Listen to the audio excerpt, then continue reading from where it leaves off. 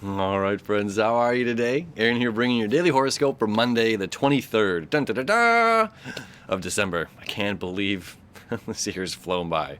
All right, so we're still in our days of darkness, right? The shortest days of the year before the 25th when the sun rises back up north, 1 degree.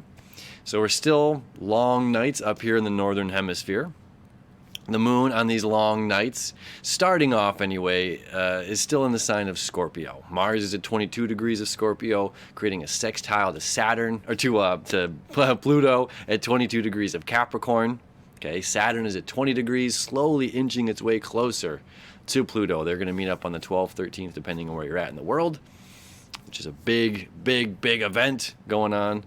Last time it happened, it was, 1982. The time before that was like World War II, pretty big stuff coming our way, but we're dealing with just this the daily video. So we've got the moon in Scorpio, top of the morning. So while Mars is making the sextile to Pluto, actively seeking transformation.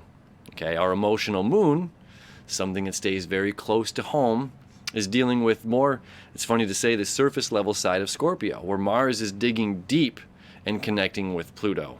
Okay, it's doing deep transformational healing, deep transformational cleaning. Our moon is creating a septile to Saturn and to Pluto throughout the day. It's going to happen early in the morning and last throughout, before noon. I'll show you what that looks like in a second. And then it's going to head out, the moon's going to head out into the sign of Sagittarius. Okay, and we're getting ready for this eclipse happening on the 25th, 26th, again, depending on where you're at. So we've got some movement. Let me just go to the chart and show you that here. So what's this? 8 a.m.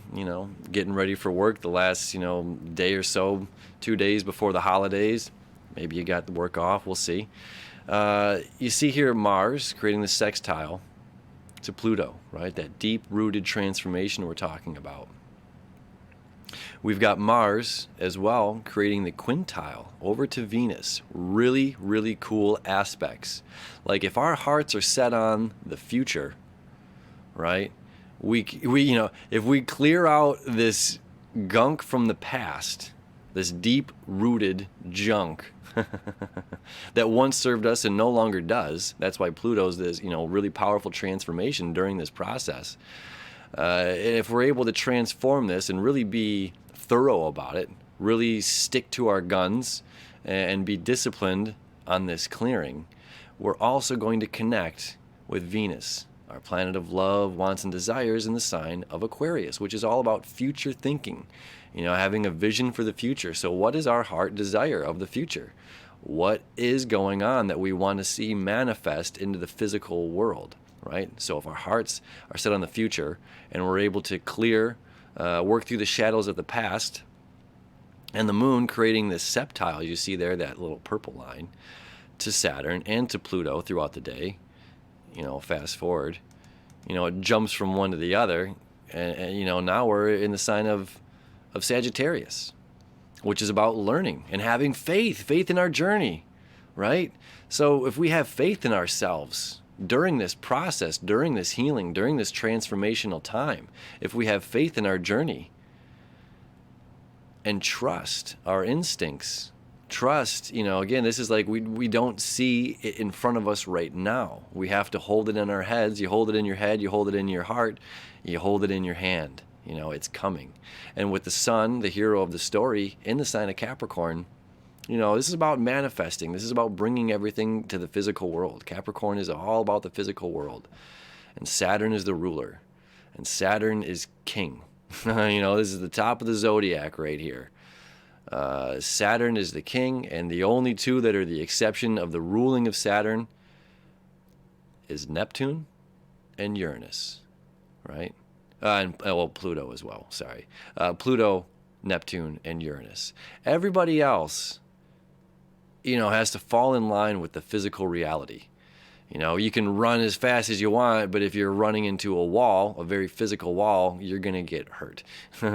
Even our emotions, deal with physical consequences that manifest. Our thought process still, what can we think of? What can we create? Still kind of deals with limitations of Saturn.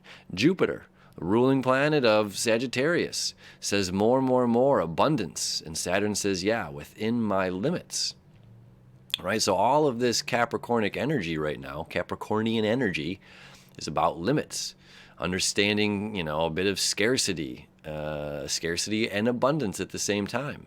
With Jupiter is a planet of abundance, and Saturn is kind of this thing of scarcity. Like, we need to understand our own balance, right?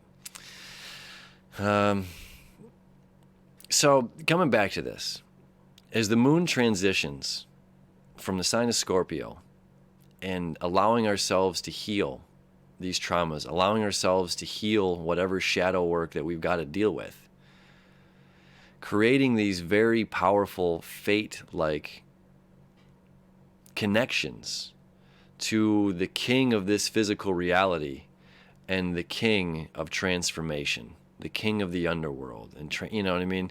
This is very, very huge energy that's allowing us to shift from shadow side into the journey of the unknown, and having faith in that process. And Mercury is very, happy to be here as well, saying like, look, let's drink in this abundance. Let's drink it all in. Whatever's going on in my life, I'm going to trust the path will just, be presented to me. Don't know where I'm going, but I trust, I trust that the universe is going to unfold. I trust that the universe is going to provide. I trust that if I do this shadow work and have my heart set on a vision of the future, that it will manifest into the physical reality. That's the beauty of all this Capricorn energy right now, is manifesting into the physical reality. So 2 more days of darkness, and then we begin to see the sun come back up on the 25th, right? So enjoy your day. We'll see you tomorrow.